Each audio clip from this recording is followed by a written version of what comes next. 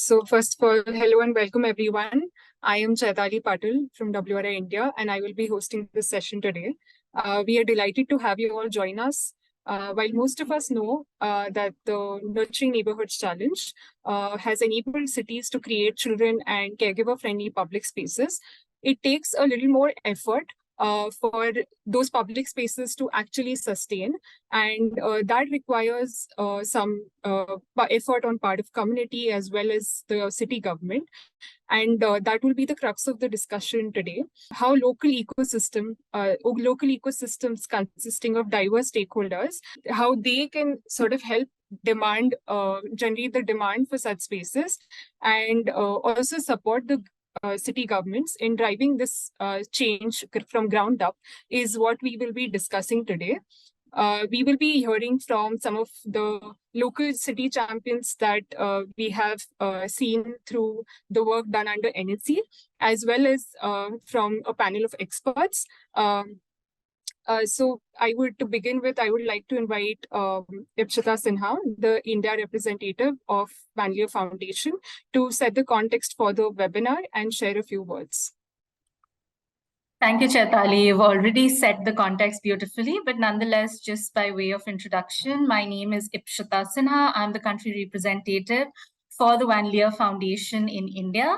The Van Leer Foundation's mission is to provide a good start to all children in the early years, and our focus in that mission is translating how can urban spaces, especially public spaces in cities, be nurturing and caring so that children are able to engage freely, interact freely with their parents, move around freely, and cities can really be nurturing spaces for our citizens for the future, which is the infants and toddlers of today. WRI, through these webinar sessions, has been engaging a lot of city officials in the last few webinars on how they have contributed to developing their cities as child-friendly, infant-toddler-friendly cities. But really looking forward to this session today, where how we as citizens can also come together in creating a demand for more child-friendly public spaces and really add to the movement. So look forward to this session, and over to you, Chaitali. Yes. Thank you so much, Ipshita. I think that aptly sets the context for our discussion today. Next up, we have, I would like to invite Sri Kumarswamy, the Program Director, WRI India, to share a few highlight stories from the Nurturing Neighbourhoods Challenge. Over to you, Sri. Thanks for joining the webinar. Today, I think we will discuss this, how various ecosystems, the local ecosystems can be enabled through various ways of engaging between the communities, and how champions can play a major role, and how the government can enable this whole process happen, how to bring together these stakeholders and continue to keep working on preparing solutions and scaling that across the cities. So we will talk through our experiences in through NNC, and then we will talk a little bit on what some of our champions in the NNC cities they have to say. So just starting with for people who are new in knowing about this challenge, the whole idea is to keep young children at the center, rethinking urban development. Most of the brain development, the cognitive development, the synapses between the neurons in the brain happens during the first 5 years, and providing a very stimulating environment is very crucial in ensuring that the children are able to have the full development opportunity during this period. So this is what is this at the center of thinking about this Nurturing Neighborhoods Challenge. Most of these children spend most of their time in the neighborhoods under the care of their caregivers, and how the neighborhoods can be nurturing them. The challenge is hosted by Ministry of Housing and Urban Affairs with the support of Bernard Van Leer Foundation. This was launched in 2020 by the Honorable Minister. There was an open call for application for cities across the country to participate. We got 63 applications across the country, and there was a evaluation of the applications to identify 25 cities as a cohort. And then we worked with the cohort for a period of around 8 months to help them implement pilot projects. They did projects around parks, creating public spaces, around Anganwadis, public health centers, making streets more walkable, and also create amenities. Right? So there were around 74 projects implemented in 22 cities. And then those projects were evaluated by a jury, by the ministry. And their top 10 cities, the winning cities were selected. And these winning cities are in many ways are the flag bearers of this thinking of young children oriented neighborhoods across the country. Now, these cities are going on to scale the solutions further by creating neighborhood centric planning and also creating projects, implementing them in a more integrated way. Cities are also planning how to scale this and sustain this over a long period of time, and there are changes in the way the approach of urban development is done in the cities by replicating more of these young children friendly projects, institutional setups, partnerships, and getting diverse leaders into this thinking, policy changes, database planning, monitoring, evaluation of how the projects are working, capacity building of the stakeholders, frontline workers, civic engagement, financial sustainability, and so on. These projects were implemented across the 10 cities, and these are some of the examples. Now, while doing all of this, all the 10 cities have implemented many public spaces, but how to really think of this as a institutionalized process of the government and the community. Okay. One of the major thing is to ensure that that how the government can provide think about public spaces in totality. It is not just of creating a one park or a public space. It is also ensuring that it is operated well, maintained well, it is monitored. There is a give and take information with the people, ensuring it is accessible for the most period of time. It is safe, and there is also funding to continue maintaining and so on. So there are a whole lot of factors around this to make a public space successful. And this is going to be successful only there is a demand is created. So only when the people, the community also participates in this creating the demand, and they are also communicated with the cities. And to do this, we need champions. We need champions who can mobilize the community, understand their needs, and communicate with the cities, right? So we have always seen that through our 10 cities, there were many numerous champions who have played a major role in making these connections. So we'll talk about a few stories of how this role of champions have enabled in enabling the ecosystem for thinking of public spaces for children. First example is the story of a poor street in Kochi. Here we will talk through a little bit on the overall context of Kochi. Fort Kochi has excellent public spaces, number of public spaces. The only thing is that these are all very big, large scale public spaces, and they are concentrated in certain parts of the city. Predominantly where, so mostly the formal neighborhoods and affluent areas, and tourism oriented areas, right? Whereas in the pink shade, what we see is also slums and somewhat informal settlements. And in these areas, the supply of public spaces is really meager. So what we see is, while these areas are really highly dense population, they don't have access to public spaces for the children. So the smart city of Kochi, they decided to create the public spaces, and they looked at opportunities in the communities where people are spending their most of the time.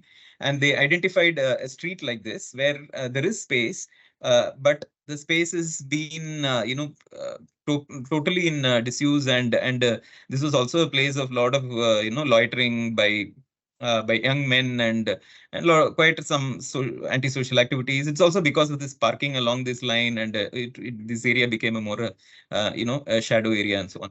So so the smart city, what they did is they went and spoke to the local people, to identify what are the issues and why, what are the nature of usage of public spaces. And most of the people said that they are not really feeling safe going out in such public spaces, and they also don't send their children. And then when we did some observatory mapping of this, throughout the day, what are the activities happen in these areas, we found that there is the street is encroached by on-street parking for the most period of time, and the space left for children to play is very meager. And in the rest of the space beyond the parking, it was like waste disposed, not kept properly. There is just areas which are not accessible and not safe and so on. So then there were a series of discussions conducted with the water councillor, and identified what could be done. And this was a turning point in the whole discussion, because the water councillor really saw the value in this, and he said that he will champion it. And then he went and spoke to the community, and there was a lot of this kind of inputs were also taken from the community. What do they expect? And the children, mothers, and so on. They came up with various kind of inputs, and a kind of this design was prepared. So you'll see that it was a very small strip of space. This was allocated for various activities along the based on the length and for various age groups, and a series of very small scale interventions which are appropriate for children were done, and then children were engaged on a process of what do they think about public spaces, and some ideas from that were picked up, and they were used in creating a graphics for the public space. And through this, this was actually implemented on the site, and you will see that today this has become evolved into a nice public space where there are a series of activities happening along the street, and it is also lively throughout the day, and women and children of all age groups, especially young children, also have a great opportunity to play. Now, what we are seeing, the real transformation is that if you see a few years back, this area looked like a parking lot, and today it looks like a public space. The parking is predominantly shifted to the other side of the road, and this edge of the street is seen as a public space. And this is also sort of organize the public space in a way that now the parking is better organized, and the public space is more clearly defined, and people are able to use it. So we see that through this process, the children and the usage and the caregivers' usage is increased by 5 times. The time spent on the public spaces is increased by 2.5 times, and so on. So similarly, now the smart city is identifying such very intimate, community-oriented spaces along the places where children visit the most, like Anganwadis, schools, and hospitals, and so on. Now we'll look at another story of leprosy pada in Rourkela. I think we've all come across this whole leprosy colony. It was a major thing which was happening in few decades back. There are a number of leprosy colonies across the country. In Odisha, also there are several of them, and in Rourkela there are 6 leprosy colonies. If you see in the city how they are located, they are pushed to the peripheries along the ridges of the city, and they are with very meager of infrastructure. They've been historically there as a quarantine space, and you will see that they are the vulnerable of the even the most vulnerable, right? Even if the leper colonies which are located in the slum-like situations, they are even more vulnerable within that cluster. This is how it looks like. This particular leprosy colony. Here, the thing is that many of these people who are there came here around 60 years ago, and there's quite a huge number of families are here because they came from various parts of the state because of the disease. And even till today, this area is separated from the rest of the space by in the form of a community, in the form of a boundary wall. And one of the story what we heard is Anganwadi teacher. There is Anganwadi inside this boundary, and the Anganwadi teacher used to be told that by their friends that you should take bath at least 3 times if you are going to work in such a place, because it's really so that is the kind of stigma which existed. Whereas in the current situation, you see that the young children are not really affected. The younger generations are generally not affected by leprosy, but still they are under this stigma. You will see that the whole the distribution of public spaces across the cities. You see that unequal distribution in overall and across the city, especially along the slums, but it's also even more in the leprosy communities.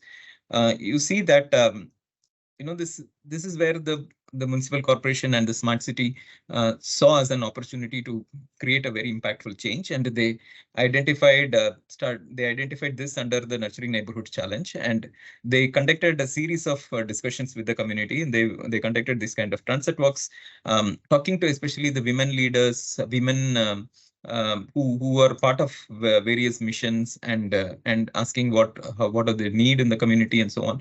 One of the interesting thing came up is that these are the places where the children spend most of the time. They are constantly under a stress that the children are getting infected because of this unhealthy surroundings and so on. So the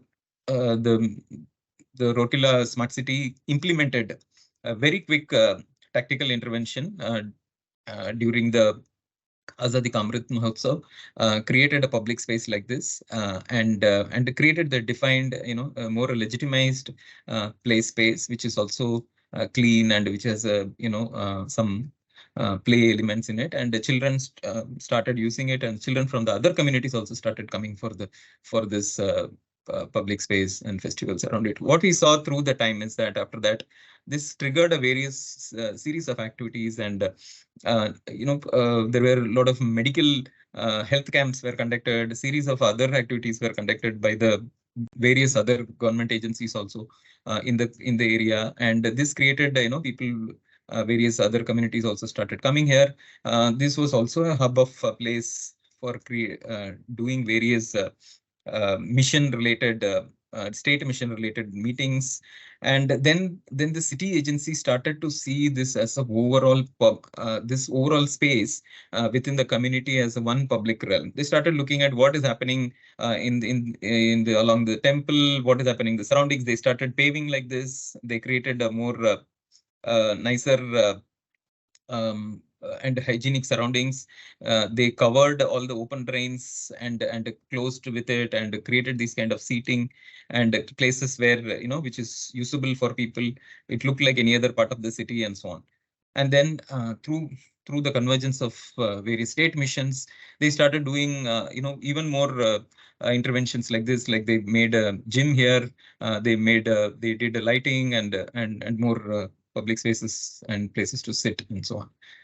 So what happened is that this series of activities and these kind of physical interventions and this series of soft interventions like these health-related activities and so on, this created a series of change. It started changing the perception as other parts of the community were also visiting and started using these places, and this started increasing the footfall, and the demand for this public space play opportunities also increased, and then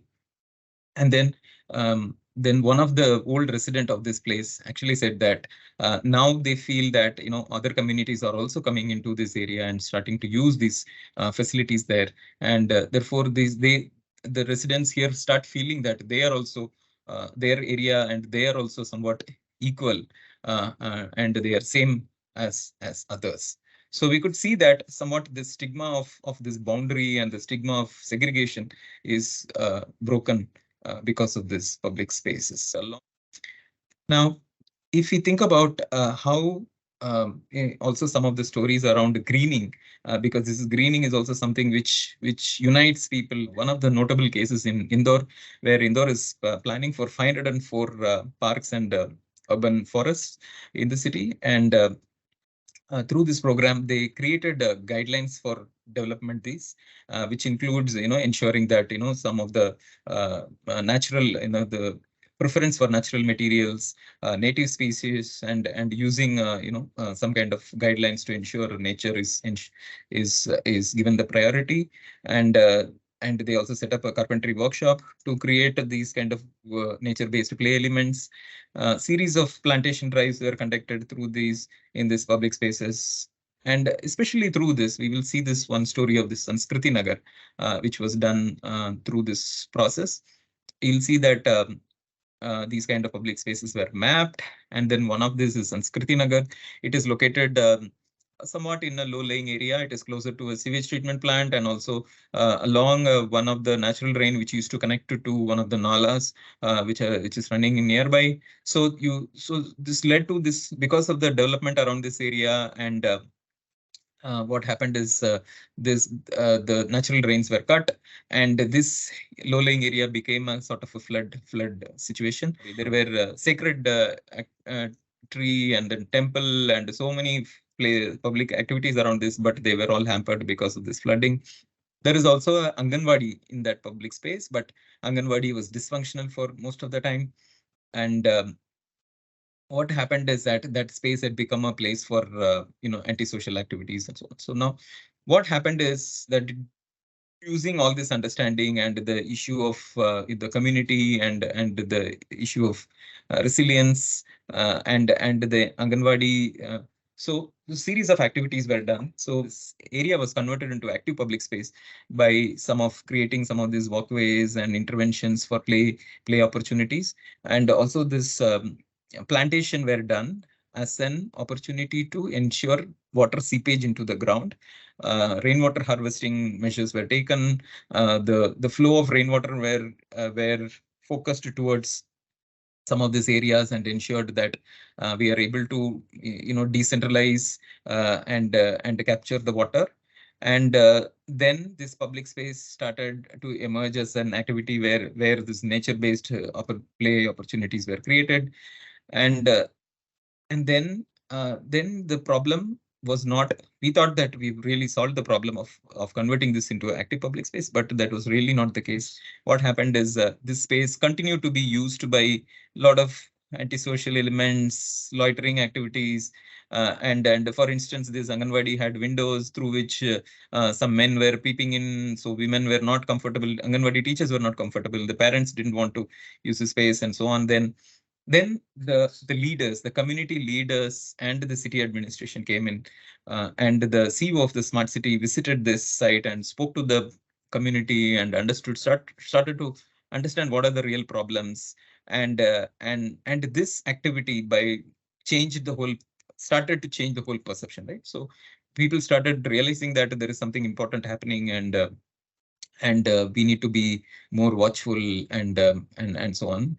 Then through this process, a series of activities were conducted. The local champions, the local people from the community, there were some champions who started leading these kind of activities, bringing children to come and play in these spaces, conducting festivals and doing some activities around the Anganwadi on consistently over a few months. And then what happened is that because of these interventions, also the flooding situation reduced, and these champions also started seeing that difference, and they played a further role in ensuring that the benefits of this is also taken forward and so on. So now what we are seeing really is that there are local leaders who are who can play a major role in institutionalizing in approach in the cities. They can connect the community and the decision makers, and they can mobilize this thinking both in the community, and also they can play a major role in taking that across to the decision makers and the government representatives. So this model has really worked. These kind of communities enabled by champions and who are also from the local, and they know the dynamics, and they have contributed really in ensuring that both on the successes of the implementation of the projects, and also in influencing a thought around the importance of young children oriented development and so on. So now we will also hear from some of these local champions how they went about it and how they did that. And then further, we would like to also hear from our experts on how they did the changes in their own context. Thanks. Thank you, Shri, for the deep dive into some of the remarkable transformations seen under NNC. So next up, I think we would like to hear from the local champions and their experience of really being a part of this process. Also, again, to avoid any technical glitches, we have sort of pre-recorded our conversation with them, so we can all see that now. Yes. The transformations in these cities would not have been easy without involving people on the ground.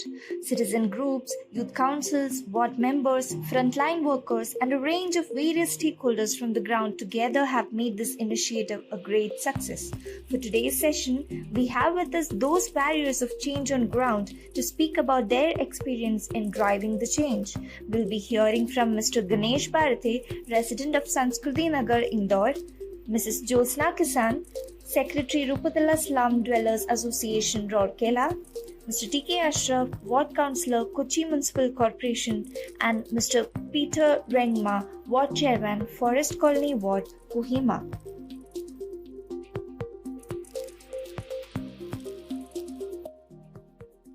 Smart city limited, Indore नगर निगम एवं WRI इन्होंने हमसे संपर्क किया और यहाँ पर आंगनवाड़ी और गार्डन के क्या डेवलप कर सकते हैं उसके लिए हमसे चर्चा करी। मैं भी एक 5 साल के बच्चे का पिता हूँ, मेरी एक छोटी गुड़िया भी है। मुझे भी ऐसा लगा कि हाँ, यहाँ पे ये डेवलपमेंट तो होना ही चाहिए। तो उसी कारण से मैंने जो आसपास का जो हमारा समुदाय था सभी लोगों से चर्चा करी कि यार यहाँ अपन क्या कर सकते हैं, क्या करना चाहिए। चर्चाओं का दौर चलता रहा तो उससे हमें एक एहसास होने लगा अपना जो काम है सही रास्ते पे जा रहा है। तो इसी के बिटवीन जो आंगनवाड़ी की स्थानांतरित हो गई, तो उस टाइम एक इनोग्रेशन प्रोग्राम के लिए हमने जब डे डिसाइड किया तो उस दिन सभी ने एक बांस का सेट तैयार करा। वहाँ महिलाओं ने बढ़ चढ़कर अपने घरों से जो साड़ियाँ जो स्टिचिंग करके लाई वो हमने उसके ऊपर लगाई। और साथ ही साथ जिस दिन हम जब यहाँ पे प्लांट जब लगाने का काम कर रहे थे, बहुत सारे बच्चे लेडीज से पूरा जनमानस यहाँ पे इकट्ठा हुआ। उसी दिन यहाँ पर एक बूढ़ी दादी आई, उन्होंने बच्चों को कहानियां सुनाई। तो कहीं ना कहीं वो बच्चों को भी लग रहा था कि हाँ, ये अपने लिए हो रहा है। पहले बच्चे घरों के अंदर ही खेलते थे, अब हम देखते हैं कि सुबह शाम बच्चा आके खेलने लगा है। घरों के अंदर जो बच्चा बैठा रहता था विकसित प्रॉपर तौर पर नहीं हो पाते, तो यहाँ पर एक बच्चों को खेलने के लिए, समाज को सुबह शाम घूमने के लिए और कहीं ना कहीं एक जगह उपस्थित होकर बात करने की पार्क वाली जगह मिल गई है। तो इन सभी चीजों के कारण आज बच्चा अकेला जाके भी ग्राउंड में खेल सकता है। चाहे महिलाओं की अगर मैं बात करूँ, पार्क में आके यहाँ पे टहल सकती है, यहाँ मंदिर है पास में, आंगनवाड़ी, वहाँ जाके चर्चाएं कर सकती है, बैठ सकती है। समाज के कुछ लोग रहते हैं इनकी इनकम कम होती है, जो इसमें भागीदार नहीं रह पाते। तो समुदाय को मिलकर उन तबके तक भी पहुंचकर उन सभी को इन चीजों में इंक्लूड करना पड़ेगा। आज हमने ये जो कुछ किया है और आज भी हमारे इसमें प्रयास जारी है, तो हम मिलकर अपील करना चाहेंगे कि ये भी क्यों नहीं कर रहे हैं और आपने भी करना चाहिए। और एक बार आप सोच के इसके लिए काम करने लगोगे तो ऑटोमेटिक ये आदत में आ जाएगा। अगर इस टाइप का बदलाव लाना हो तो जरूरी नहीं कोई फिजिकल ट्रांसमिशन ही जरूरी है, कहीं ना कहीं व्यक्तिगत तौर पे हर व्यक्ति को, हर समुदाय को विचार करना पड़ेगा। समुदाय के तौर पर जब हम ये कर सकते हैं तो आप भी ये कर सकते हो।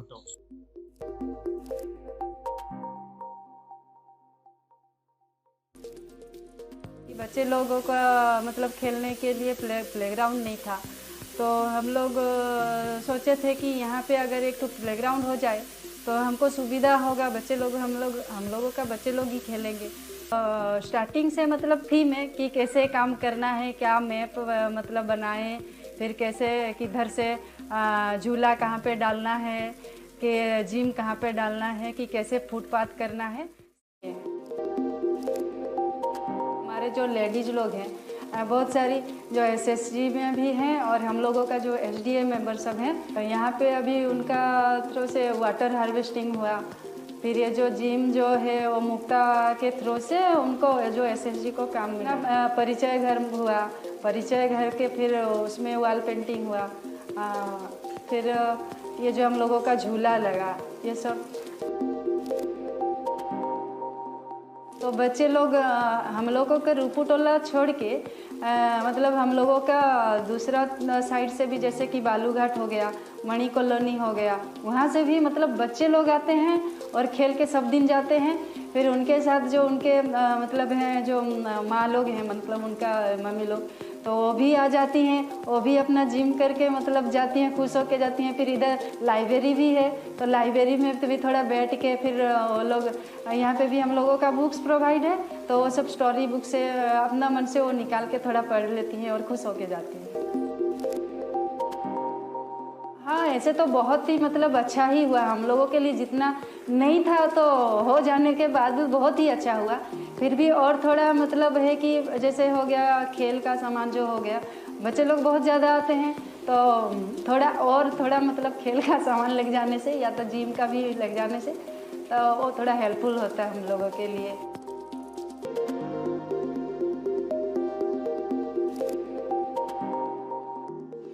ഒരു പദ്ധതി നമ്മുടെ പ്രദേശത്ത് നടപ്പിലാക്കുമ്പോൾ അതിൻ്റെ ഗുണഭോക്താക്കളായി മാറുന്ന ആളുകളുമായി ചർച്ച ചെയ്യേണ്ടത് സ്വാഭാവികമായിട്ടും, കാരണം അവരാണ് അതിന് ആവശ്യക്കാർ. അപ്പോൾ നമുക്ക് അവരുടെ വാസനയ്ക്കനുസരിച്ച് അല്ലെങ്കിൽ അവരുടെ തൃപ്തിക്കനുസരിച്ചുള്ള ഒരു സംവിധാനം ഒരുക്കുക എന്നുള്ളതാണ് പുതിയ പദ്ധതിയുടെ ഉത്തരവാദിത്വം. നമ്മൾ രൂപം കൊടുക്കുന്ന പദ്ധതിയല്ല, നമ്മൾ 5 വർഷത്തേക്ക് പ്രദേശത്തേക്ക് കടന്നിരുന്ന ആളുകൾ.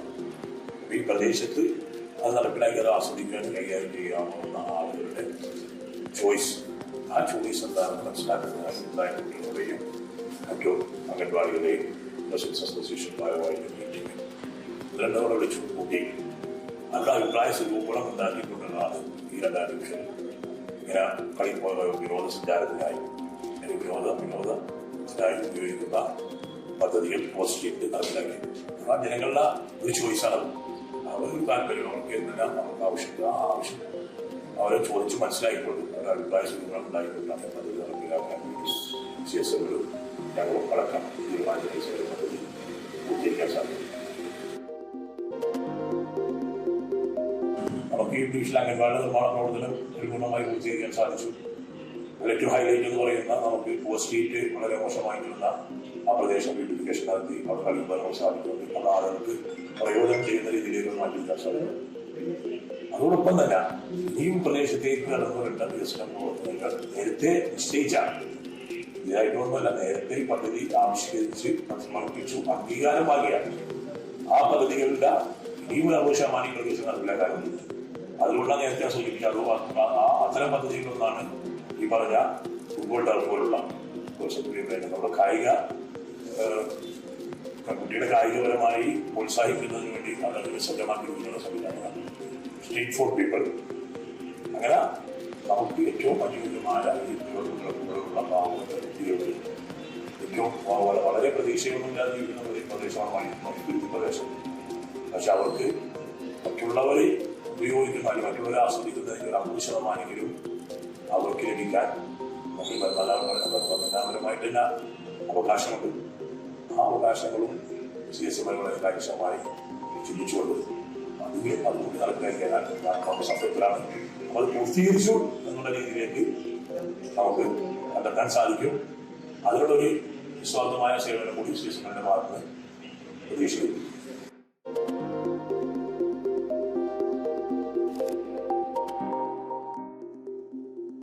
Being a chairman of the forest colony, I have concern for the colony, and we have approached Kohima Smart City, Ms. Avila Rojo, who was then the UN CEO of the Smart City. When we expressed our needs or problems, she was quite impressed. She has willingly introduced us to nurturing neighborhood challenges.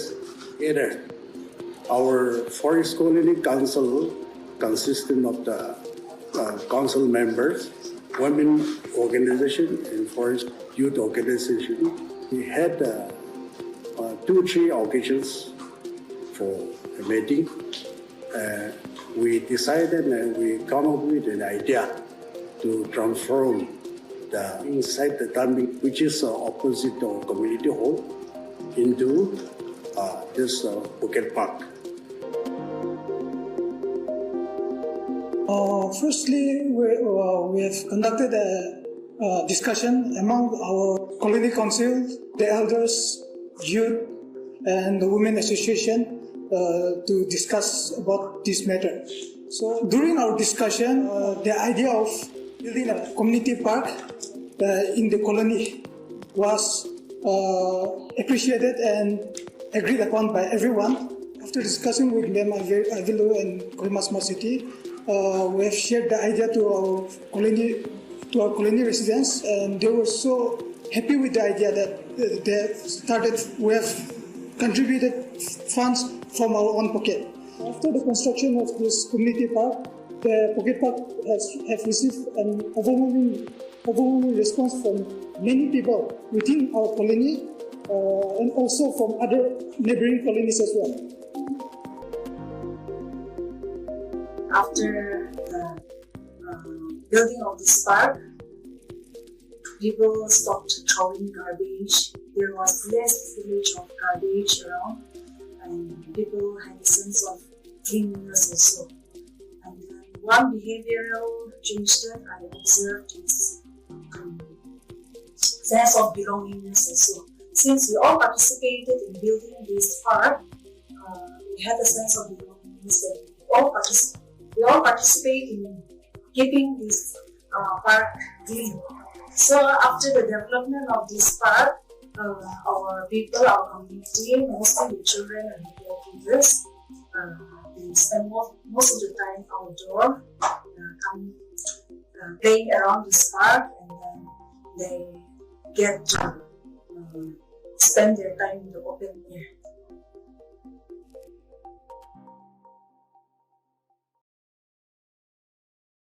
Yeah, I think it's truly inspiring to see the way that these local champions have influenced change in these cities.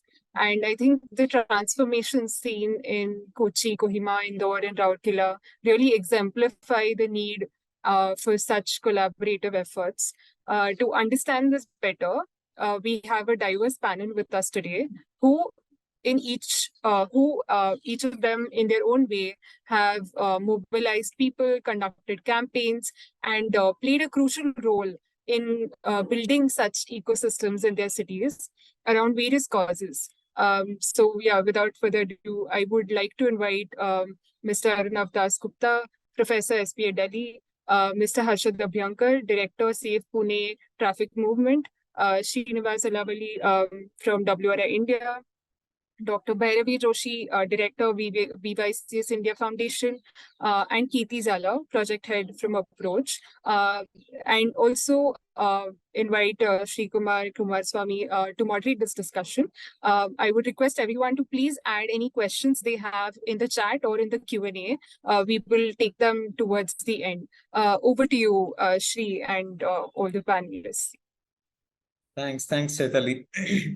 Thanks to all the panelists here for joining. And so as you saw through this, you see that many things need to happen to make things work as a public space or any public activity. We need to keep doing it over a long period of time, and we really how do we build this linkage between the community and the decision makers, and actually realizing it on the ground. And it's not just realizing on the ground, also to ensure that the community is interested in it, and they are able to see get what they are expecting continuously over a period of time. This whole hand-holding on either side. You all have done an excellent job of really doing this over and over again, years of campaigns and making things work. So I'll first invite Professor Arunama.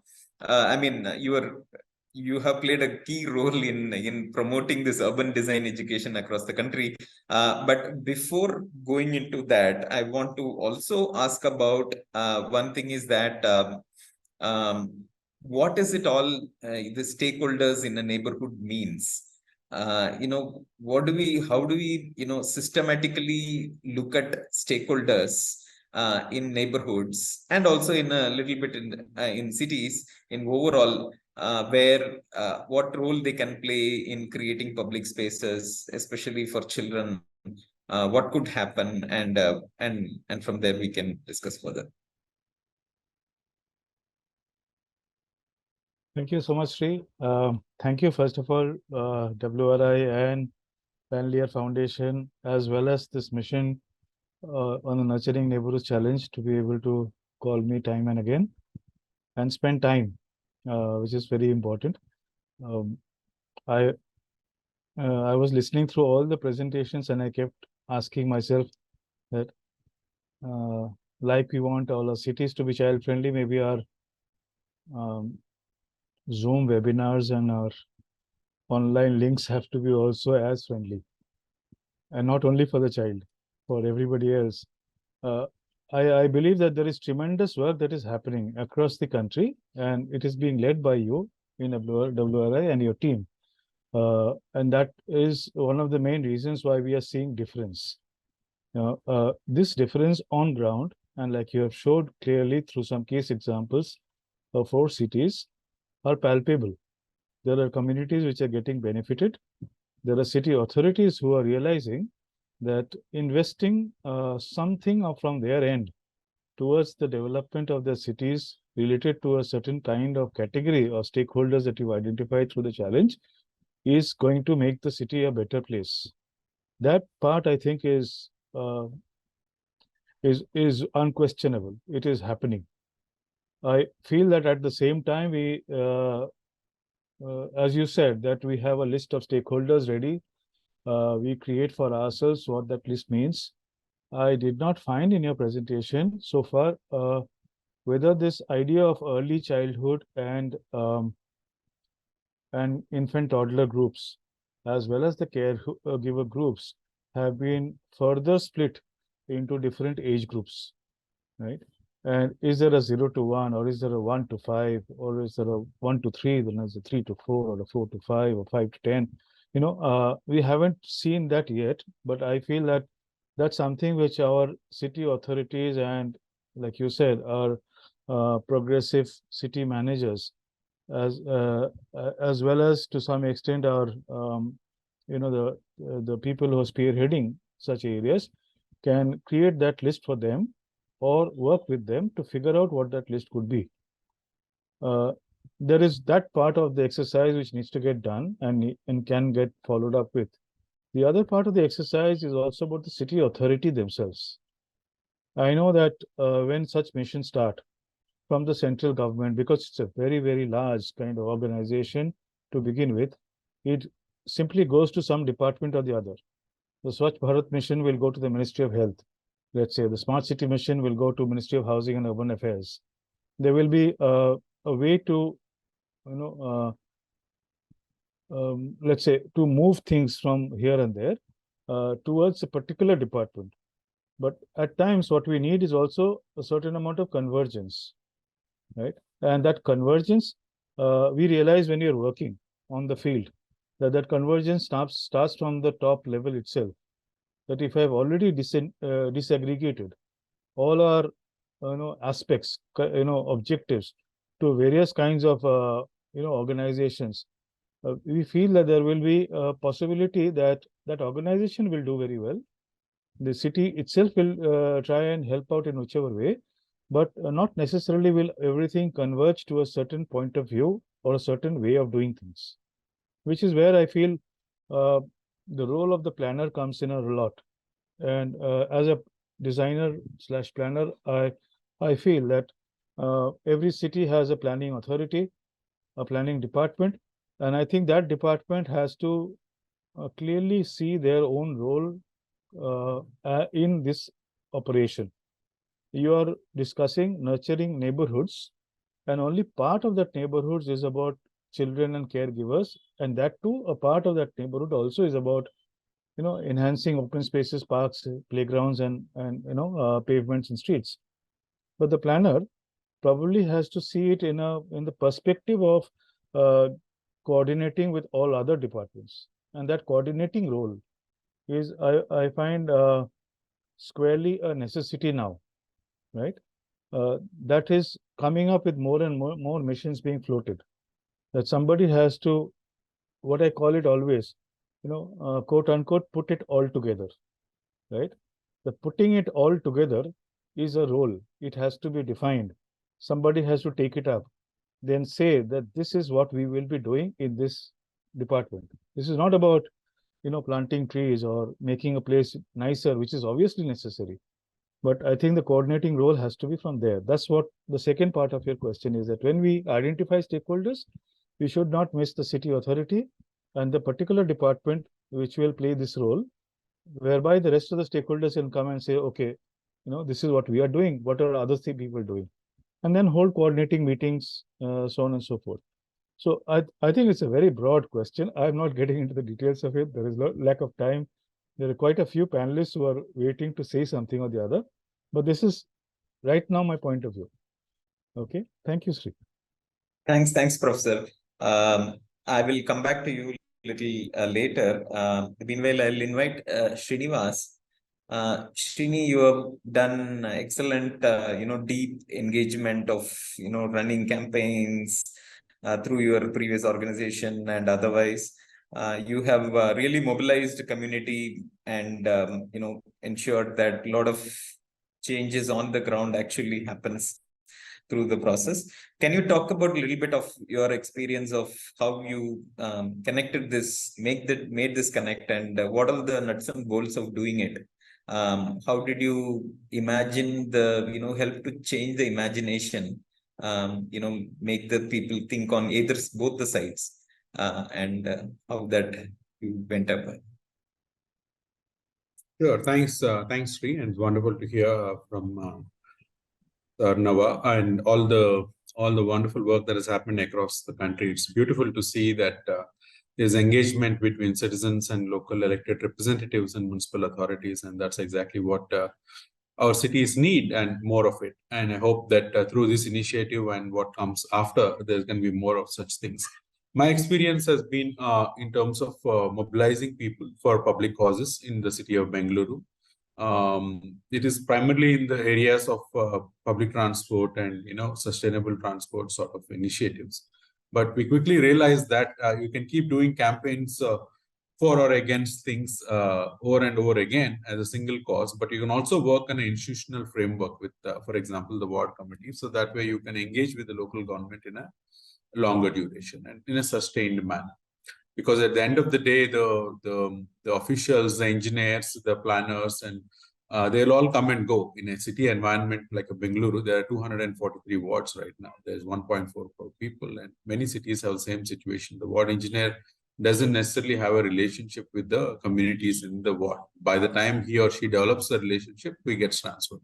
Same with the elected corporators or elected officials as well, because their term is limited, and they are actually more tuned with the community than the officials in some sense, because they need votes, but then they need votes from certain sections of society, so they may react to different parts of the people in different ways. And we need to understand that. So that understanding of who does what, who is in charge of what, who is my local elected official, who is the person that allocates budget for a park in my ward, who takes care of the the neighborhood in different ways of operational management, all that. This is the basic information that community needs to know, and those of us that are at the forefront have some experience with it. That's the first thing that we need to create, is to create awareness about the roles and responsibilities of different people. The more people that understand the secrets of local governance, the better our cities are. Right now, it's a maze. As you can see, many times people go on social media and tag the Prime Minister to fix a park or fix a road or pothole, things like that. There's a lot of misinformation and a lack of awareness about the third tier of governance. So at the very fundamental level, I would say that understanding how a city corporation works or a municipality works, and the structure of it, and the way the budget of that system works, how does the money translate? And you will read in the papers that 100 crores has been assigned for something. Where does this 100 crores go? Does it go to Ward 1 or Ward 30, or what happens to that 100 crores? Trying to understand that, double click on that, and then sharing that information with other people is very important. All of these things are local. So understanding people that are in your ward, who are the other like-minded people in your ward, is a second most important thing. because there is nothing in the sphere of what we're talking about that can be done by any individuals. Neither me or any of us on the panel or those that we have seen on the videos have done these things alone, right? It has to be a teamwork. And who is your team? Your team cannot be some people that are living in other city or other state or other country. They can support you through, some creative ways of creating videos or putting up a website and so on. But you actually need the people that are your neighbors. And sometimes your neighbors can be in a different ward.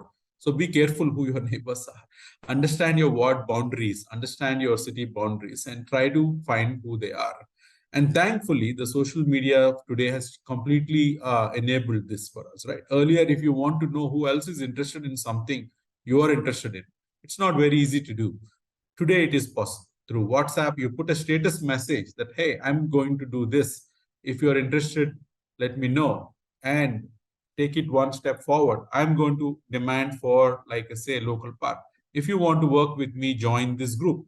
You could create a WhatsApp group and put the join link or invitation to that WhatsApp group as your status, or on a post in a local community group, or on Facebook or other platforms. People will start joining.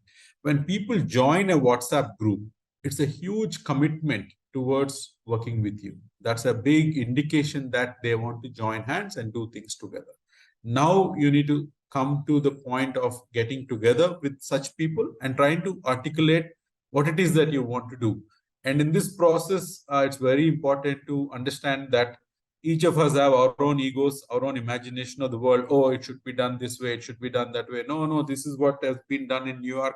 Mumbai has done it, Pune has done it, therefore we must do it. It doesn't work like that.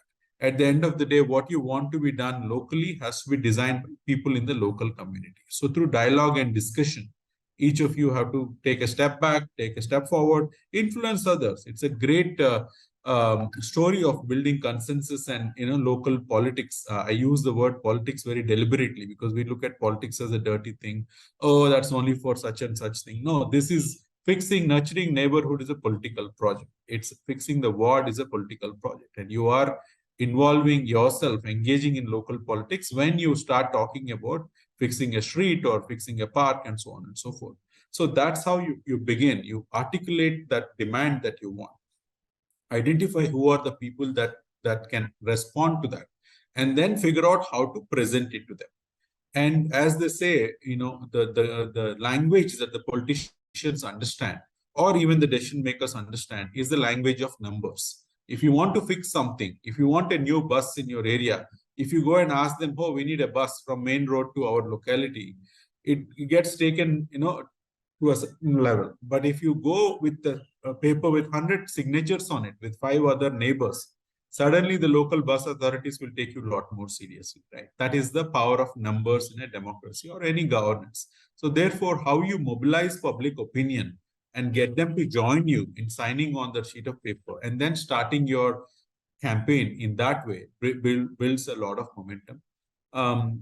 I know I'm taking more time, so I'll pause here. We can continue later, but this is how I would begin an engagement at local level, by identifying like-minded people, organizing yourselves, having a discussion about what it is that you want to do, building a consensus, and then approaching the local officials. What happens after that, we can discuss later. Thanks, Srini. Thanks for making it that it's a political project, essentially, and how do we really see that and make it work through the political angle of it. Now I will. So there is the whole idea of talking to such a variety of experts here. Each experts are working on a very different field, but linked by this whole idea of this sustainability and people-oriented approach and so on. So this is one of the very important direction is about this non-motorized transport. And we have Dr. Bhairavi Joshi here. She's been you've been part of this whole global movement of promoting cycling through various campaigns and so on, and you also, if you can talk about that, and also your role and how you were running this as a activity in India, and also we also hear about your cycle to school campaign also, how you are bringing the stakeholders together and how you are going about it. Yeah. Thank you, Shri. First of all, thank you, WRI, Bonad Valley Foundation, and the Nurturing Neighborhood Challenge, the mission, for getting me here to talk about cycling and the various aspects of it. So, first of all, I was really overwhelmed by seeing the transformations which were presented today. I'm a medical professional and a cyclist, a citizen, a mother of 2 kids. So, seeing these changes, we really feel that we are moving towards a more sustainable and a more green and clean India. So that was something which I was really overwhelmed.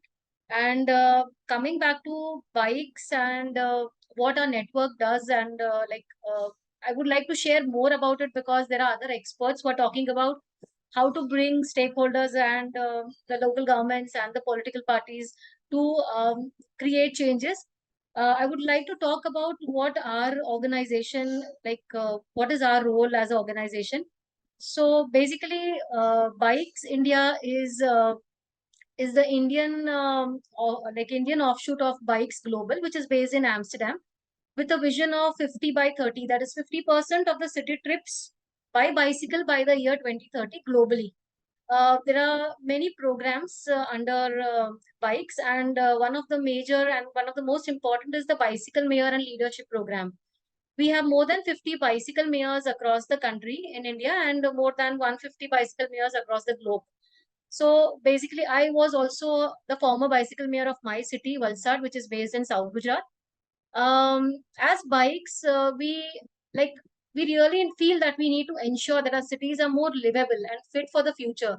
We also believe that every city can benefit from having a catalyst representing cycling progress and cycling walking progress and the interest of the community. And these faces, the voice, we call them as bicycle mayors. The bicycle mayors, they accelerate the changes we need to see by uniting the citizens to take action. They bring creative diversity with new insights, approaches from both inside and beyond the world of bicycle planning professionals or the political establishment. They are the human face and voice of cycling in a city. And by connecting these change makers across a global network, we create greater visibility, rapidly sharing more ideas, challenges and solutions. And with all this, we really try to create a radical shift in the thought process and in the behavioral change when it comes to cycling. Apart from this, there are certain programs which will really help what you are doing in the Nurturing Neighborhoods Challenge. There are three programs rather, which I would want to highlight.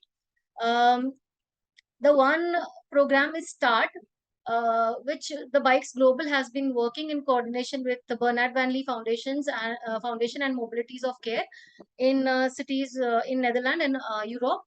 The START program is a cycling engagement program for toddlers and their parents, which aims to instigate a cycling culture as early as possible and focus on communities who have a distance to cycling, maybe due to access, skills, or background.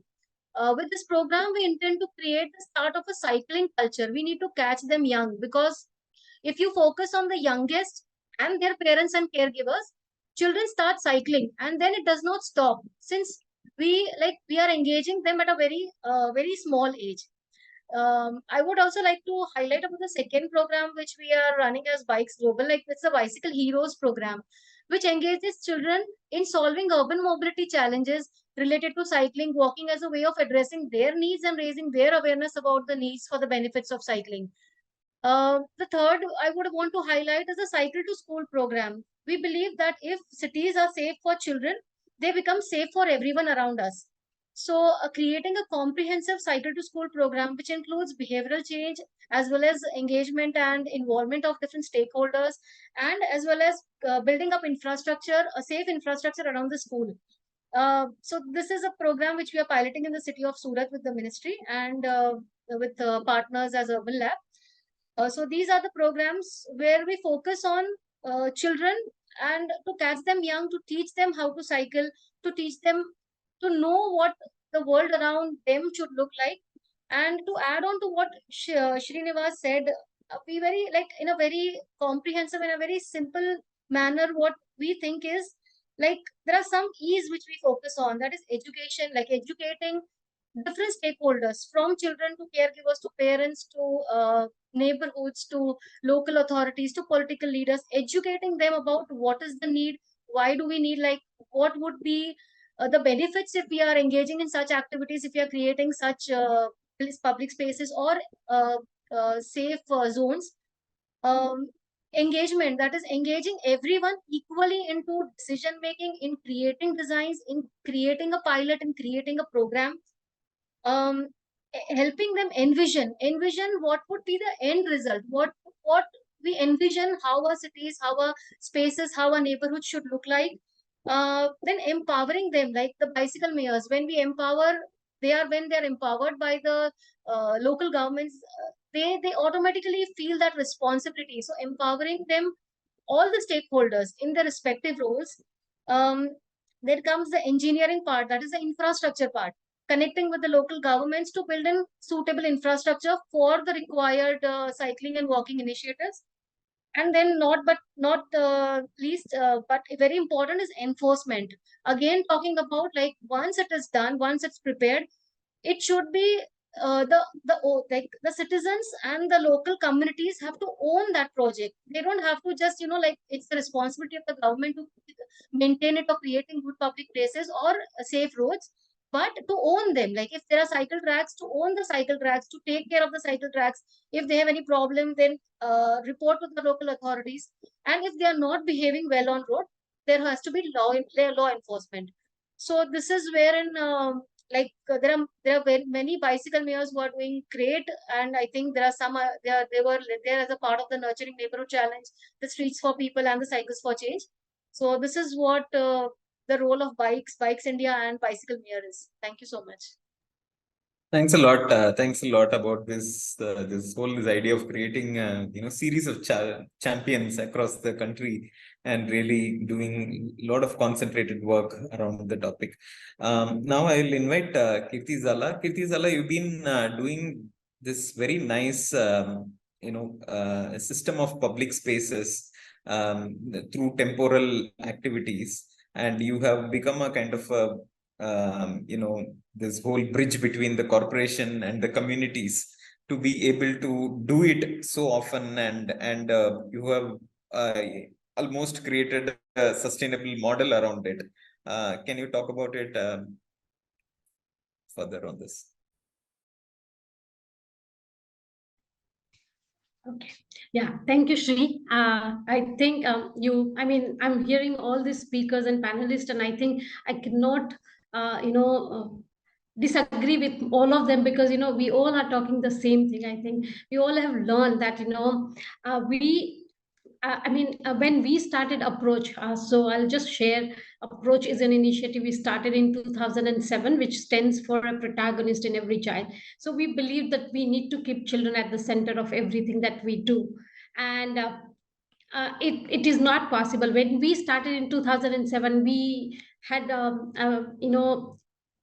understand that, in India, especially as a nation, we were losing the philosophy of investing in a qualitative upbringing and environment for children, because we understand that the population which is increasing, the limited resources that we have, the government that is also looking at multiple agendas, the private interest precedes over communal interest. So, how community can play a role where we can achieve the idea of a child-friendly city where every child feels safe, welcome, have equal opportunities. That was the vision and the dialogue that we had with the children.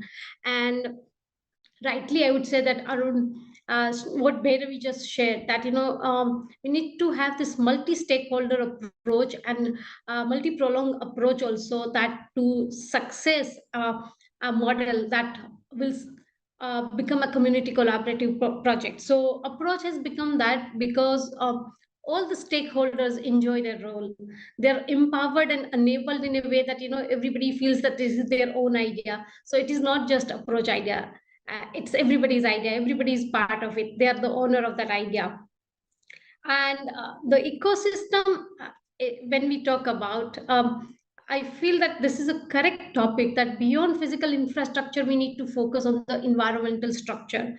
What kind of environment that we're creating, and there are sub ecosystems. What we have learned, that it is not just one ecosystem that needs to be created. There are sub ecosystems within that ecosystems also. One is with the local government, one is with the other stakeholders, like we work with schools, NGOs, private bodies, corporates, citizen volunteers, young people, and children are the protagonists, so they are mainly leading and designing all the programs. So while we are doing it, uh, we realize that there are, under that also, there are sub ecosystems among them. Like within the children group, they have created their own ecosystem of who is doing what and how their roles are defined within the group of citizen volunteers. So these sub ecosystems are creating a larger ecosystem. And I think because when we started with an approach which was right for the children, which everybody wanted, and which I think that, everybody cares for children in their childhood. So we design these programs which nurture their childhood experiences in a way that, they are fun, they're engaging, but again are impactful. Recently, like 2 years back, PricewaterhouseCoopers did our impact study of programs that we do, to understand that how are we impacting all stakeholders, how we are impacting, whether we need to change anything, our approach to the programs that we are doing. And I think that report was very, very encouraging. And some of the markers that they identified, which I would say that, this kind of program approach does a lot of, I'll just mention 5 programs that we do. One is the street smart, or a happy street, a play street, where we close down the street for traffic and open up for children and community to own it and say that let's city becomes a playground. We all played outside our homes in previous generations and all that. We have that memories, but today's children might be missing out. How we create that environment for them to feel that city belongs to them also. Secondly, we do parents of the park, that, nature is very, very important for children. And despite having parks in the city, they're not either fully utilized, or they're not designed in a way that children can fully utilize. So we work with municipal corporation to redesign these parks also in a way that children feel that they are part of it. And I am very, very happy and pleased to share that, we recently, with the parks department and authorities, have redesigned 13 parks in Ahmedabad itself, which has child perspectives and opinions and ideas incorporated. So we have box cricket in the park now, where children can play the cricket also in a safe environment if they cannot play outside. We also believed that like cycling is one and the only mean of transportation for children. So we promote cycling culture. We focuses on that how we can create this cycling paths for children that is for everybody. Also, we have a program called Moving Experience, because we believe that exposure is very, very important for all the children, even at a younger age. And when they are in the community, especially, they do not step out of the community. If they do not see what is the world beyond that community, they will never grow. So to, even say that, we talk about poverty, we talk about no educations, dropout rates, because these children are never given an exposure that what is world beyond that community. And to provide that, we have this moving experience where we take children out. So we work with like around 50 NGOs in Ahmedabad itself, where we take these children out to different places in the city to give them that exposure, to encourage and motivate them to do better in their life and studies, and then do better. So and we have City as My Landscape, where children give back to the city, saying that, I contributed to the city. So their legacies, placemaking activities, we all do with local government. Initially, it was a struggle, Sri, for us to, get the government on board for every now and then, because like rightly said, the transfers in commissioners, a lot of change in the government policies. So we've been really, really, consistent and persistent with our idea. But yes, there were challenges in the initial phase. But I think that, now I can say that we are at a stage, India has given an importance to the idea of keeping child-centric approach to that urban infrastructures. And the future of the cities. And I think there are a lot of such dialogues of livable cities, inclusive cities, safe cities are happening, which is very, very encouraging for us. And I think that is why we have a full support from the local government here. Smart City Ahmedabad, I think, has been the strongest partner since last year, since June 2022, that the idea of Happy Street, that play street, we used to do 5 times in a year. We're doing every Sunday morning. And as we speak, we also have started in different zones in the city. So it is currently going on right now, leading by other team, other community in another area as well. So I think that, our approach that we want to do right for the children, and we had all the partners as owners of the idea. The community had trust in us, and the corporation has also trust in us, that we're not doing for ourselves. I think most of the time, government policies are such that, if it is for your personal agenda, then there are chances that you might not get, or you might not sustain for a longer time. I think that trust, the relationship, and having a well documented model that, how everybody can be part of it, has helped us to work as a bridge between this community and government. So today government has appointed us as a primary agency for Happy Street, for park activities, that, anybody, any community in Ahmedabad can come to us saying that we want to do this. Like we talked about transportation, and I would like to share that with Ahmedabad, we've been able to get the support from the municipal corporation to provide the MTS, the municipal transportation buses for the children of communities to come and attend this kind of programs, which is a very, very good idea, because lot of the time they struggle that how we want to come to such kind of programs that are happening, but how do we come? And I think these are the ways, there are ways.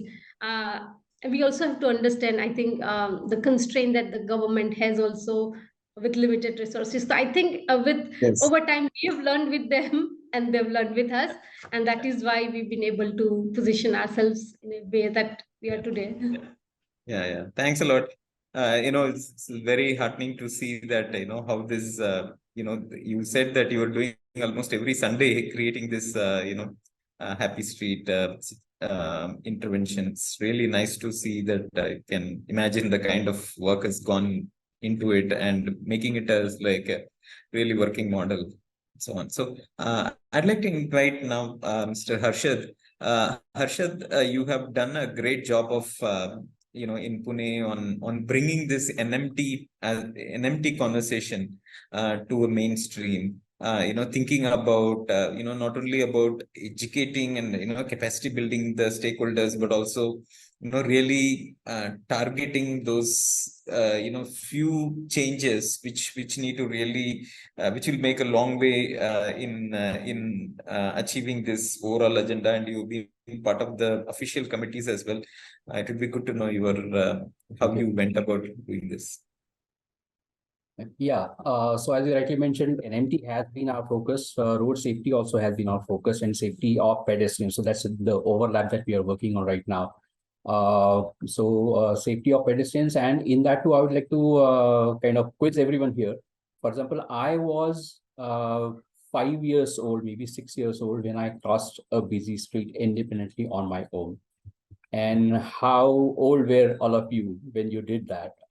Let me keep it a little short. So my guess is the answers will vary between 6, 7, 8, 9, 10, and depending on how young you are, the age at which you crossed a road independently will go on increasing. Our fear is that it might soon touch 18 and people will simply start riding a two-wheeler instead of crossing the road independently. So that's something that we are working on right now, that how do you encourage, not just encourage, but give a sense of safety to people when they are crossing the road, because a good number of pedestrian accidents and fatal accidents happen while crossing the road, as the data that we have received from RTI, from traffic police under RTI indicates. So the whole thing hinges on making yourself more visible. And as you know, children are naturally, since they are shorter, they are less visible. So what are the things that we can do to make children more visible? So we are working on some techniques, and we will soon enter a phase of our road safety campaign, pedestrian safety campaign, where we'll go to schools and try to sort of spread this method among schools, as Bhairavi also said. We have to catch them young. And these are some good practices that children better learn at the age of first standard to fourth standard. If they learn something in that time frame, that age or that stage of their life, that's something that will stick with them forever. Unfortunately, when it comes to road safety, the challenge that we are facing is also something like this. For example, in Pune, about 300 people die because of road traffic crashes every year in a city of maybe 50 lakh. So in other words, 49 lakh 99,000 plus people survive a year. And so everyone thinks that what are the chances that I'll be among those 300 in the next year? The chances are pretty slim. And so making people aware that it's not only you, but try to look around your neighborhood, and you'll find somebody or the other who may not have died, but might have, let's say, had a severe fracture or severe accident. And God forbid, if something like this happens to you, then you'll be, suffering a lot. So we are working on those things right now. And yes, we are facing some challenge, but we are getting some good traction also. So whenever we talk about this method of raising your arm while crossing a road, so we have been taught to look left and right before crossing a road, but raising your arm while crossing a road makes you more visible to the oncoming driver.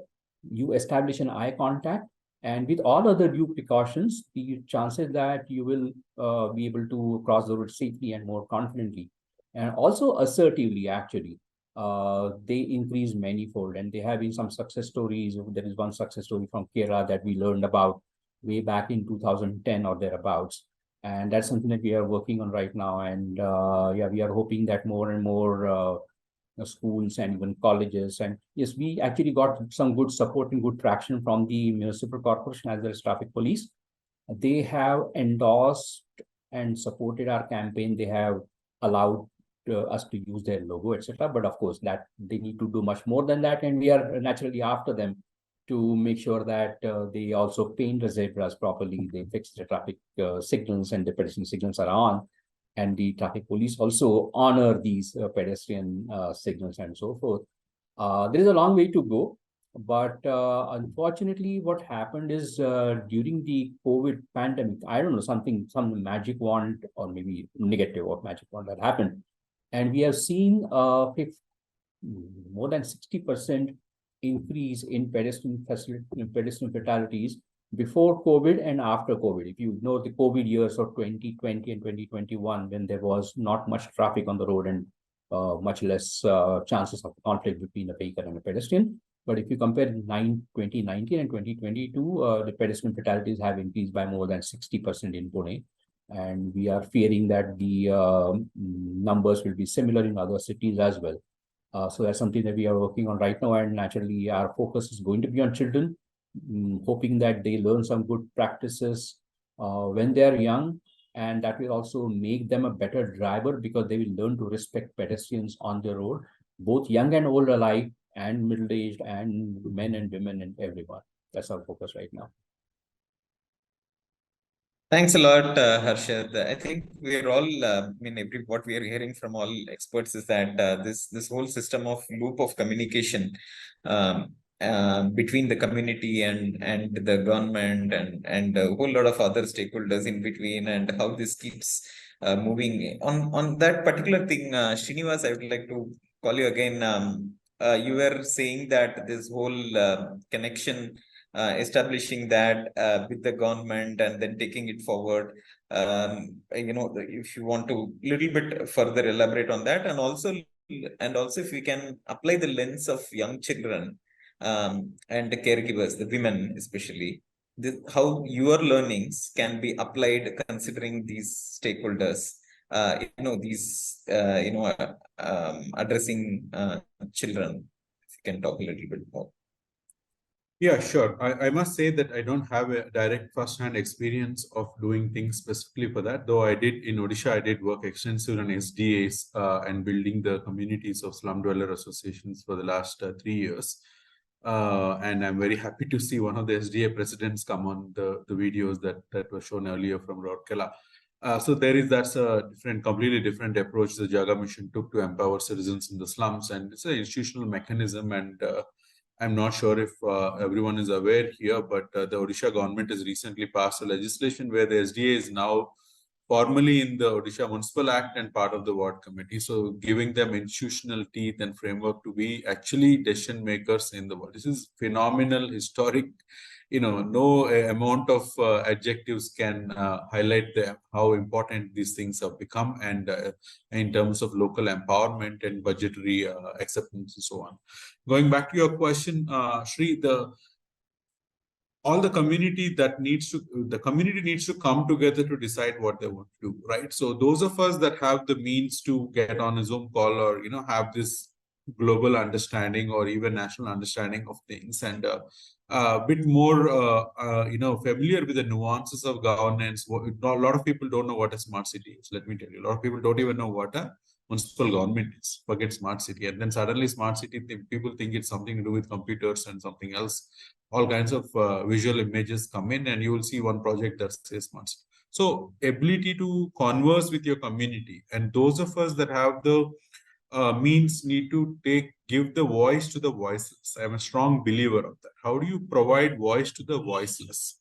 Whether it is bicycling or whether it's a neighborhood project or anything. For example, a lot of people bicycle, but they are not considered bicyclists in the city. That the bicyclist means the IT engineers who are wearing a laptop bag and riding fancy bicycles. Those are the bicycles. That's a narrative that we're building, which is very unfortunate because India is one of the highest countries with the highest number of bicycles, but there are other sets of people that are doing that, but their interests are not considered by the campaigns that run. Similarly, from the women and the children's point of view, children are very good at imagining their neighborhood, right? Any number of times, when we did the steel flyover campaigns, we asked children to draw a picture of Bengaluru with or without flyovers, and we were stunned with their thinking of imagination about trees and flyovers and concrete versus public transport and things like that. Because of all the change of curriculum and teachers that are now progressive and keep giving them talking to them about climate change and various other content that they get, children today are a lot more aware of what's happening in the planet more than we were at maybe when we were not to date ourselves as dinosaurs, but you know what I mean, right? So they are more aware of things. So therefore, getting them into a conversation, giving them the seat at the table, and not treating them as, okay, we are the big boys are talking here and you tell us what you want as a checkbox item, is no longer viable. So you need to create such things. You need to create a local energy, hold a local parliament, hold a local council meeting with the shadow corporators and shadow mayor. It helps not only to build a sense of community and ownership, but also awareness about democratic process and importance of political office and so on. So doing such kind of mock parliament type of exercises will get out the voices and then helps you identify these things. It's a very sensitive, thin line to be followed also, because it's very easy to kind of try to use these sets of audiences, right, to get behind something else. I have seen it happen. A lot of people try to bus school children to certain event or certain thing or so to convey a point. I find that frankly a little repulsive. So you really need to find the kids and young adults that are keen in doing that. Whenever you hold a meeting with residents, you'll always find few parents bring their children. You'll always find few young adults looking through the window or sitting on the at the door and trying to understand what's happening. That's your champions. You found those people. So get them involved, get them talking, and get them going. And there are numerous examples in Bengaluru where young people have designed so many things. We have people that design all the way from street design to an entirely new API to find out where the next BMTC bus is. The innovation is limitless. The kind of things that kids today do is very, very good. And recently I've been to a community event called Ali Serona, run by an organization called Purpose and with other partners, where the women in a slum have reimagined how a bus stop should look like. Because nobody designs a bus stop. Nobody knows who designs a bus stop. They are the ones that spend a lot of time in the bus stop, going and coming and waiting. So therefore, they were asked how to design a bus stop, and the response is stunning. I couldn't have imagined what they've imagined. So that's only possible because a group of people have figured out that we need to involve them, we need to engage with them, and then we need to convert them into a more professional way of communicating to the said agencies, government agencies, so on. So that's the support system that those of us can support this kind of communities in doing that. So this is what I think. And when you do that, and people in government offices, the IS officers and the local MLAs are used to a certain kind of petition, a letter with signatures, some oral request. A lot of people come and say, sir, please do this. But the moment you formalize it and put it on paper, have some drawings, have some plan, we need this first, then we need that. And that kind of a professional approach, if we add it to a civic movements or demands from the local areas, suddenly it takes a completely different dimension, and people will go all out to make that happen. Because when they see interest in citizens, even the politicians and IS officers want to support it. Contrary to popular opinion, they all want the cities to do better. They want their local area to be better. So when they actually get some concrete ideas and people backing it, they will go all out to support it. That has been my experience throughout, and they have never disappointed me. So I don't see how it's not the case in every other city. It's just a matter of organizing, mobilizing, and articulating. Thanks, Srini. That's quite very interesting to know about this whole process of engaging. The more the role of the way you talk and the way you ask people to do certain things and think about it, jointly brainstorm it. That whole process itself is somewhat creates that whole magic in bringing ideas and propagating those ideas beyond that room as well. And it sustains for years to come. Yes, absolutely. So now, Harshad, you want to a little bit reflect on this process of engaging. This is your regular activity. How do you do that? Especially if you think for children, young children and women, how would you really want to think about it? Yeah, actually, as I said, we have been engaging with different kinds of demographic groups, be it women, children, school children, parents, officials, etc., etc. So essentially, you have to make sure that the beneficiary of the activity that you are trying to conduct, right, that person has to see some value in that somehow or the other. And the tricky thing is that the way you envisage that if I do something, if I tell them in a certain way, that person will see the value. It might not be that way. It can be totally different way, something that you have not imagined.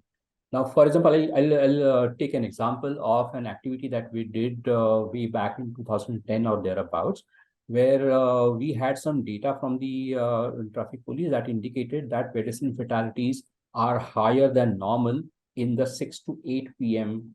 window. And it's quite natural to think that way, because everyone is in a hurry to go home. The visibility is dropping down, the number of vehicles and number of pedestrians, everything is high.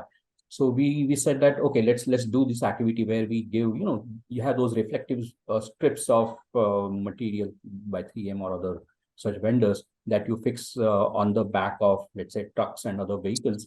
That will make that vehicle more visible if there is a vehicle with some headlights on behind that vehicle, right? So we said, why not we distribute some such small tapes to children and ask their parents to put those strips at the back of that child's, let's say, school bag or water bottle. If the child is going to, let's say, some badminton classes, then the badminton racket has a cover, so you affix it there, so and so forth, because many children walk to their neighborhood classes or games or ground or whatever it is, and then that will make the child more visible. Also thinking and hoping that the parents will also think in that direction, that wherever I am on the road, I need to be more visible. said, fine. So we distributed a few thousand tapes in some neighborhood schools, and somehow the traction was rather limited. And one fine day, I was with my laptop bag in some neighborhood shop, and that bag also had that reflective tape stuck on it. And there was a parent, a father in the same shop, and he said, "Arey, where did you get this tape from? Because this was given to children." So he asked me, "Why are you using it?" Right? So I said, "Yeah, fine. So I am from that organization who distributed, so I am also using it because I want my bag and therefore myself to be more visible when I am on the road." And then he suddenly saw the point that if this person is also using it, I said, yeah, because in the shop there were some bright lights, and the reflective tape did shine pretty bright from a certain angle, and that's how he noticed that tape in the first place. And then suddenly he saw the meaning and the importance of that, and he said, yeah, okay, I have kept it somewhere, but I have not yet used it on my child's school bag, but I'll make sure that he uses it now. Unfortunately, this experience is something that is not very easily scalable, in the sense that it's very difficult to make thousands of parents see how this tape actually works. We did distribute some pamphlets, etc. But the moment you suddenly experience that and you see the point in it, then that is when you will mobilize the person, be it a child, be it an adult, or whoever the person is, to see the value in that campaign. Unless and until the stakeholders or the beneficiary sees the value in that campaign, the campaign is not going to work, unfortunately. Excellent example. Thanks a lot for talking about it, where this is a very non-linear way of the impact gets created, and it gets propagated, and how to really sustain this through these kind of multiple ways of touching the people and taking it forward and so on. It's very tricky. Yes. So this whole thing on the design side of this, in while doing this as a whole activity, while designers, the trained designers, architects, planners, engineers, urban designers, all of these people also play a major role. But how to imagine the fraternity as champion? Can we reimagine the fraternity as a champion to drive this beyond the physical development of physical projects? Can we really bring the community to make this happen, both from the mobilizing the community and also realizing it on the ground? I would like to invite Professor Aruna. You have really played this enabling role of the fraternity, and you have can you a little bit talk about how to reimagine the fraternity, how they can not only urban designers and also everybody around the how you can anybody can become an urban designer and a fraternity person who can talk about public spaces through this whole process, and how to create these champions. Yeah, thank you, Shreya. Though I work a lot with communities and I work at the local level, but I usually tend to talk a little bit about the government and their role. That has been a hallmark of the way in which I've been discussing things. I feel that there is a greater impetus now in trying to make the community come together, and also a lot of players who are trying to make the local become a better place of living. I had mentioned earlier, if you remember, that when a child comes out of the house, her or his play starts then, right? It doesn't wait for it, that idea, or like somebody said, the imagination of play does not happen after entering a park. So making a park become beautiful is not necessarily making a neighborhood get nurtured. So for the child and the caregiver of the child, I think the neighborhood starts is definitely beyond the footstep of the front door, if not the front gate. And from there on, that entire environment becomes an environmental challenge which needs to be nurtured. It was really nice to hear that somebody said that we don't need to do only physical nurturing, but also physical infrastructure nurturing, but also environmental nurturing, and that nature has to be brought close. And I think that's a way forward. The designer's role here is to be able to analyze a neighborhood fully in all its respects. Open spaces and parks are just part of that. And there we might find the street crossings, the way to the route to the park is as important as the park itself. I've also mentioned in this platform that there is no point in making a park become better and better and better when people die before they reach the park, right? And I can be in the same neighborhood, but I cannot reach it. And that's why I was listening very keenly to what Harshad was saying earlier, that, you make a place safe and you make children want to go to the park, want to get out of the house, make them indulge in play, and then you start saying that the neighborhood is becoming a better place to live. So from my standpoint, I feel that that's an exercise that we all need to get into. We need to create neighborhood plans like we create ward plans or area level plans or zonal development plans and then master plans. But I also know, because I'm in the academia and I had to discuss this idea of local planning, I also know that the neighborhood as a unit was conceived way back in the 1920s. We are in the 2020s, right? 100 years have gone by, but we still haven't been able to figure out, can the neighborhood become a planning unit, right? We have come to the level of the ward plan. All right, that's a nice thing, but the neighborhood plan has not still become a unit for planning. And I think to a certain extent, architects, designers, all of us have not played this kind of a role where we create a neighborhood plan and then take it to the government saying that why can't this city become a city of good neighborhoods, right? So that I think is missing at our end, from the professional end. And for that, I feel that the professional bodies especially, right, they should come together and they should start saying that we adopt a city or we go to different cities and we create different kinds of development plans for at least neighborhoods which are wanting to get into this.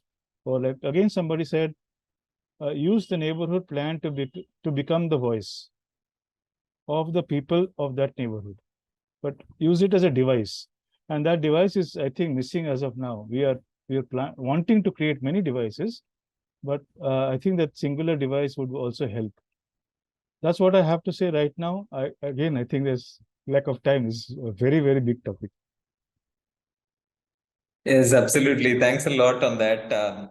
Yeah, we have beyond time, but I will quickly turn to Kirti. You want to talk specifically about this whole approach of very young children, babies, toddlers, and women. Specifically, the point of view. How do we really reimagine the approaches? What you do and what you would ask others to think about as well. Thank you, Shri. I think, as I said earlier, that we are talking all specifically mentioning the same thing, that we need to keep children as stakeholders. We have to have them as equal participants in whatever approach we do. So all the programs that we do, children are equally designing and implementing the ideas. So all the ideas are coming from them with their things. So when we say that first stakeholder has to be them, the children itself, in designing or planning, even with the municipal corporation, all the plans and projects that we do, a couple of things that we mentioned, and we have touched upon those things like road safety. Especially we realize that so we also have a school, private school also, which recently also, I'll just share an award for world's best prize school in innovation. The young children here, they what we did with them and with other children that we work with, that to create an awareness about the road safety, the traffic signals and all, we had a brainstorming sessions with the elder children, younger children, not just from the one school or the private schools or public school, but from NGOs and communities, to say that how do you solve this problem. There are traffic, so the insights that were coming, that the major reasons were wrong side drivings, because people wanted to take a shortcuts. All of that, they were noticing that their parents were doing it, and when they identify the problems are this, and then they come up with the solutions. And they said that if we have a child friendly zebra crossing, if we paint our own designs as a zebra crossings outside school, we will not, we will want to make sure that our parents do not stop there. We want our teachers to stop there, we want them to understand. So that has worked really well, and ultimately later on it was made permanent by the Ahmedabad police, and that is project still is on the way. Secondly, we also had a project called My City, My Friend, which is a standalone project where children surveyed and certified the spaces along with the corporation that they find child friendly. So they had set up the criteria of that space to be child friendly and all. So I think that it is very important that this major stakeholder who are the beneficiaries that we talk about, young children, we sometimes feel that the 0 to 2 years, what they will say, what they will speak, how they will talk about what they need. But if we observe them, if we understand the pattern that they are doing, like when we do this happy street, the youngest 1.5 year can freely roam around in that street without parent being of having a fear of safety of that child, because that environment is such that they know that the child is safe there. And I think that is what we need to create. So we do simple things like chalk art. A child is 1 year old, is just doing art. He thinks that he's doing something, contributing to that street. He did something, drawing. He feels the sense of ownership, and we can see that in their faces. So if we observe, we understand their needs. Every child is different and unique. So we design all these activities. So it is not that one formula fits all, but we have to create that system where everybody feels that they are also contributing, owning, and then also taking care of this thing. Like we always say, as research says, that when you nurture the nurturer, there is high chances that nurturers will give it back. So children are that thing that if you nurture them right now, we will definitely have a city that will be a livable, safe, inclusive city for all. Thank you. Great. Absolutely. Thanks a lot. It's always a pleasure to hear these stories where you are really, engaging with the children, and this how this whole thing happens. There are some few comments and questions. Apart from that, I don't see Dr. Bhairavi here. So probably we can take some questions for the panelists. Yeah, Shri, I think, sure. So, probably one or two questions. Yeah, I think there are just one or two questions, and some comments people are, I think yeah. So one of the questions was around NNC about was there any how are we sort of conducting these engagement sessions? Was there any sort of prior sort of research done on the categorization of people we are doing these engagements with? Probably I only can quickly answer on that. So basically we are also learning this. I mean, like similar to what we have conducted several discussions like this, similar to what we are having it today in the cities as well. And the process, we are also in the process of developing this, what is it to conduct a kind of engagement as a campaign in cities, which is led by the people and not by by technical kind of discussion, actually happens in the mid of people, and how they are leading the whole discussions on decision making and so on. So this is a process. We don't have, if you ask us for guidelines, we don't have right now, but these are we are also learning through this whole process, like what we are doing like this. And the ministry has got a number of guidelines through the process they have undertaken, and Bernard Van Leer Foundation also has quite some number of good practices on conducting this engagement making decision-making, consensus building through the communities. So those are also good references to look at. Yeah. Shri, also, I think Prakash has his hand up, so maybe he has a question. Yeah. Yes, So, Prakash. am I audible? Yes, Yes, you are. Prakash. Yeah. So this is really wonderful to see all the speakers and also taking a different perspective. So just want to add one point. So this is not a question. This is also specifically the target group, because we are saying young children, and in this case, young children means right from the conceiving. That means a pregnant woman to a 5-year-old kid. And in this, one thing I just want to highlight and reinforce that when we do engagement, there are really important points highlighted by all of you. One thing also is important to get a right stakeholder in the consultation. Here, when we say right stakeholder, that also means for a young child, the caregiver is important. So the young child caregiver in our discussions is very important, because they are the one who actually using those spaces very frequently and also facing the challenge.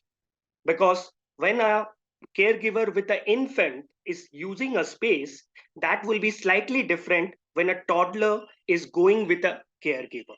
So what will be really good in our discussions and in our activity is to actually prioritize those young children caregivers when we say that how to make it more also safer for young children, which is for the age of 0 to 5. So just want to add this point, but thanks all the experts for your views, and this is really wonderful to listen. Over. Yes, absolutely, Prakash. I think the caregiver, everybody becoming a caregiver, and who are the caregivers, and they have the very different view of how what are the requirements. And me being a father of a toddler, I always feel that my perception of the public space really changed through the whole process of taking the child out. Thanks a lot for the comments, and I think that, we are, Shri. I very think we are much far pressed for beyond time. time. Yeah, Check yeah. over to you for closing. Yeah. Yeah, but I think the discussion here has definitely helped, because we already have inquiries from people. An educator based in Kochi is asking, how can she help in such initiatives? Who can she get in touch with? So yes, I think thank you so much, everyone, for joining. I would just request everyone to please fill the feedback form we have put in the chat. And also, if you would like to know more about the Nurturing Neighborhoods Challenge, there is a link there which you can go to, and there are various resources you can see on the work that we have done. Yes, I think that is all for today. Thank you so much for our panelists and for joining and having such an insightful discussion today. Thank you. Thank you.